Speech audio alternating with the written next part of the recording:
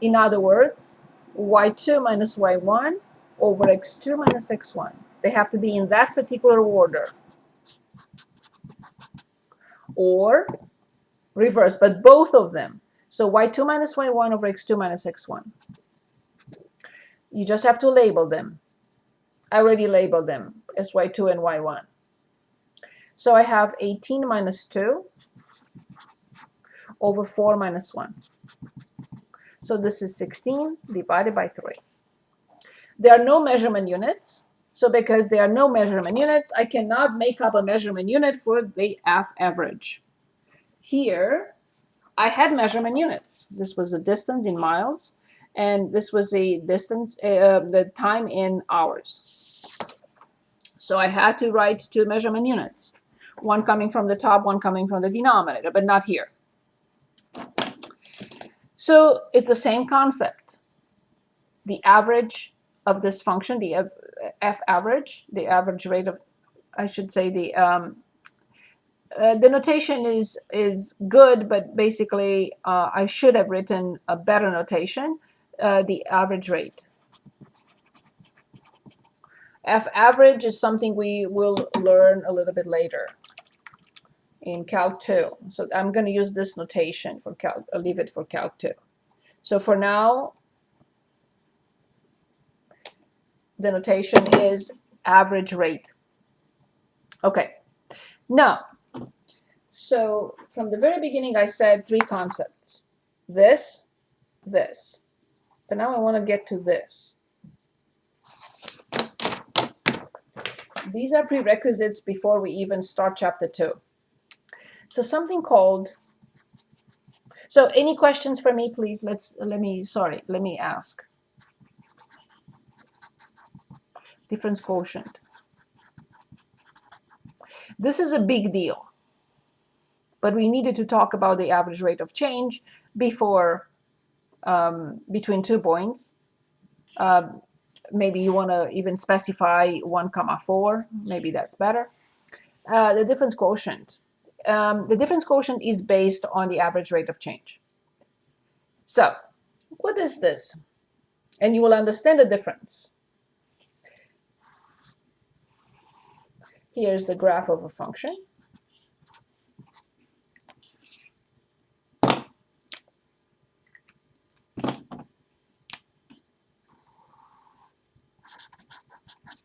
Here's a point, P.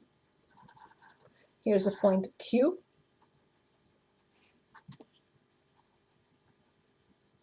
Okay. Notice that I did not write anything here just yet. So P and Q, this is P and this is Q. They're not overlapping. They're extremely close.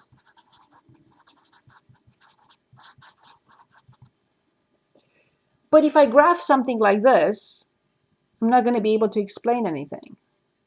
So I'm zooming in. So this is zooming in. I'm zooming in so that I can explain, but they are extremely close. P and Q are very, very close. So this is X, and this is X plus a little bit. Tiny. A little bit. Very tiny, because they are very close. So now I'm waiting for you to give me the y coordinates of each point. I need the y coordinate of P and I need the y coordinate of Q.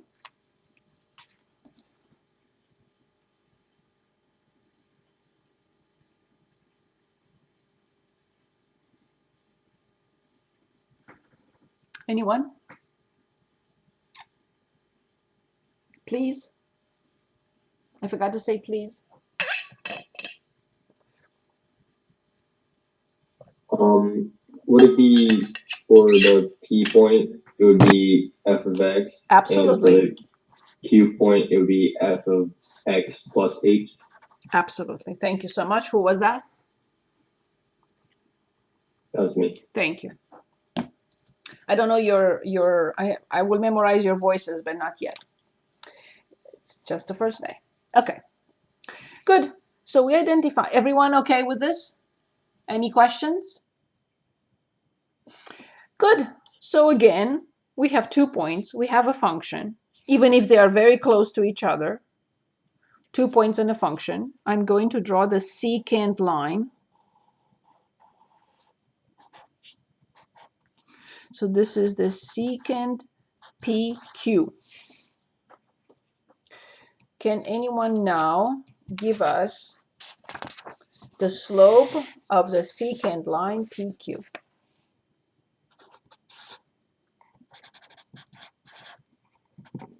Would it be f of x plus h minus f of x divided by... Let's write it so everyone sees it. X plus h minus x.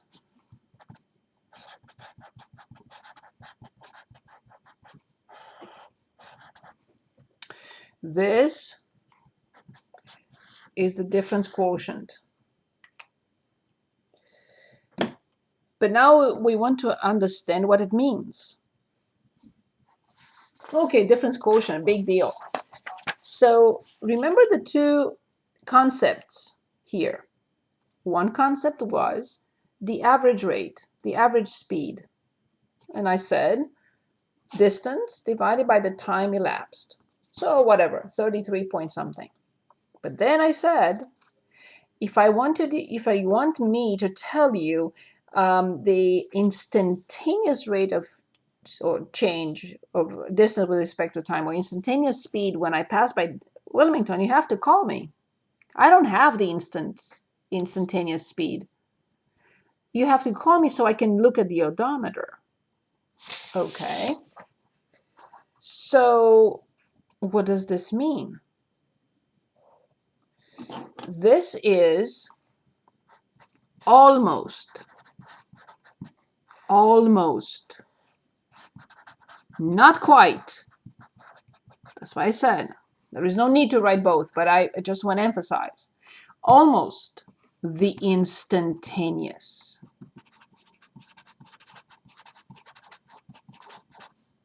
rate of change.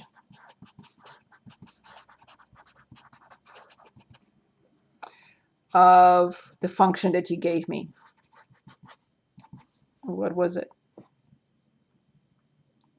Oh, we didn't work on any function. Of the function, sorry. So a rate of change of f of x. Almost the instantaneous rate of change. Also, almost the slope of the tangent line. Not quite, almost. So, yes, go ahead. Anyone? I'm sorry. No, that's okay. So, see what happens here. This is still the average rate of change. But because Q is so close to P, look what happens. If I bring Q closer and closer to P, the secant line becomes the tangent line at P. If this were far apart, there's no discussion of the tangent, the slope of the tangent line.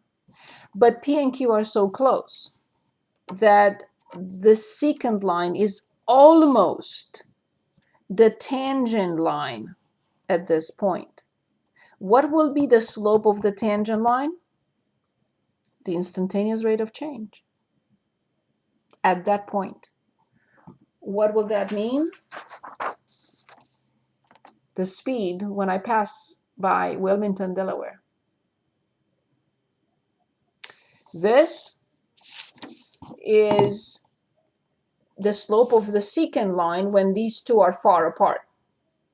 But when they're very, very close, it's almost, not quite, but almost the instantaneous rate of change, or the slope of the tangent line.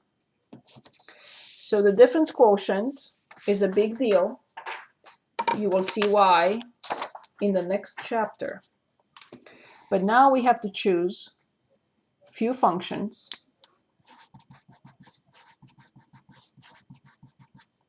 A rational, a quadratic, and a radical to find and simplify the difference quotient.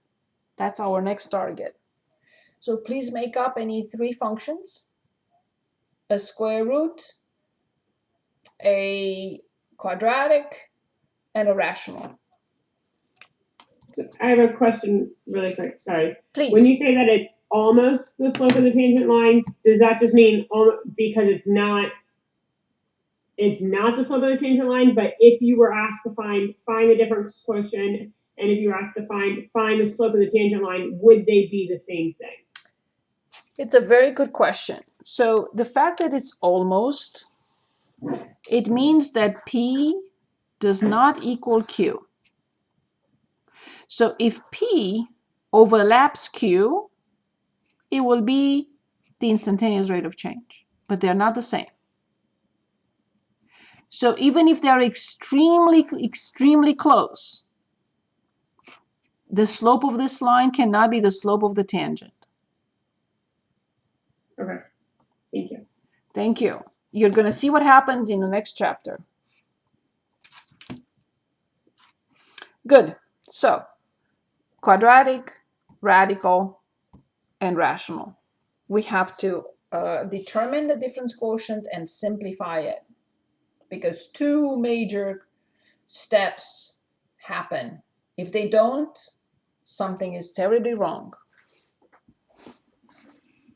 Who would like to make up three functions, or at least one of them?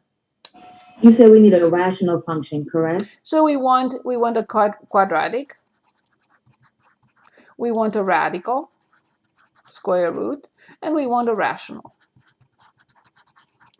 I have a rational function. I'm ready for the rational. X over x squared. But then I will simplify, and it's 1 over x.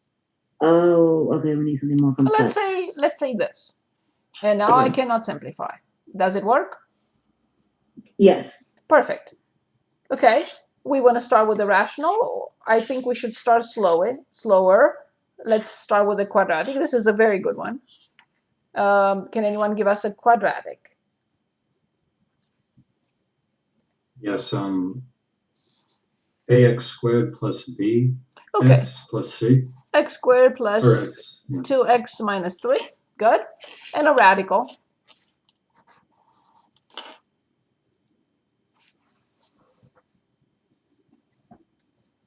What about 2x minus 1? Good. So remember what we are trying to do. For all these functions, they're not related.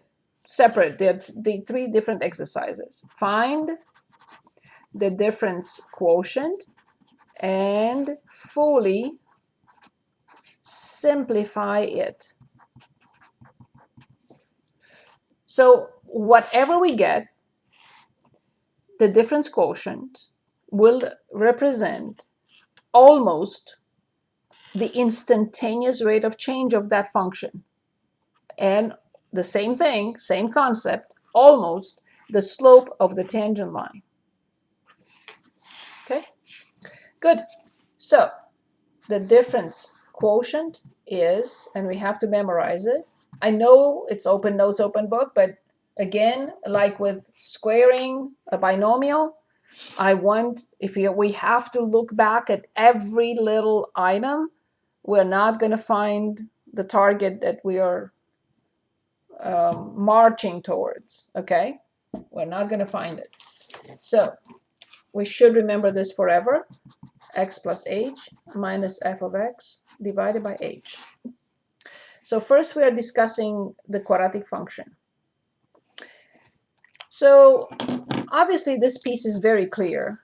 There is nothing I can do here. This is x squared plus 2x minus 3. This is the tiny bit that no one can change. But I do not have this piece.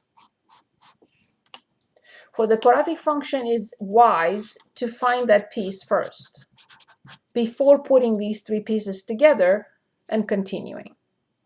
Can anyone tell us what does this function say first? When I look at this function, what does it tell me? What does this function say? To me, this function says this.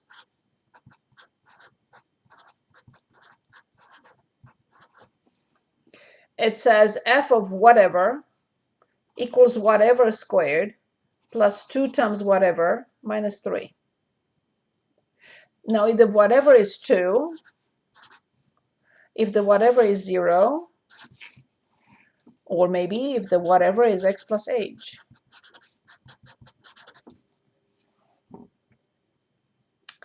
Whatever the whatever is, I have to follow the pattern. The pattern says blah squared plus 2 times blah minus 3. So how do I write this?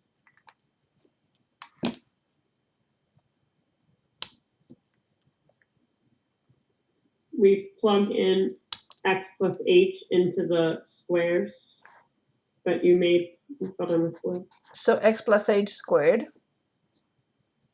Then, Plus 2 times the quantity of x plus h. very good, awesome, and minus 3. Good. I'm going to move on to the next page and expand this and simplify it fully. So I am on page 6. So f of x plus h equals. Can anyone quickly give us x plus h squared? See why quickly and not FOIL? So can anyone give us quickly x plus h squared? That would be x squared plus 2xh plus h squared. Awesome. And plus 2x plus 2h minus 3.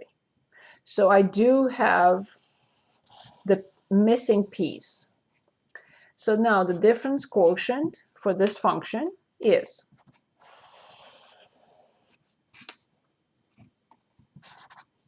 this x squared plus 2xh plus h squared plus 2x plus 2h minus 3. But it's minus all this, which means I have to distribute the negative sign to all three terms. Do not pick and choose. You have to make sure that you distribute to all three. So then minus x squared minus 2x and plus 3. Now I'm going to say stop and write a note. Note 1. When determining the difference quotient, all terms without h in the numerator must go away. All terms without h must simplify in the numerator. Maybe some other terms to simplify too, I don't care. But definitely all terms that do not have h must simplify in the numerator. If they don't, I'll say oops and go back to the drawing board.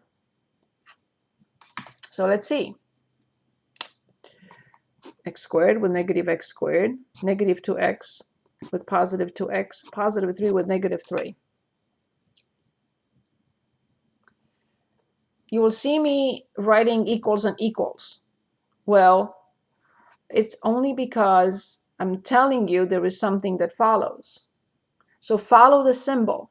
If I have something written in between, I will just circle or put a triangle or something. So jump over this, follow the sign, it continues here. I see at the top 3 remaining terms. All 3 remaining terms have a common factor. Can anyone tell us what is the common factor?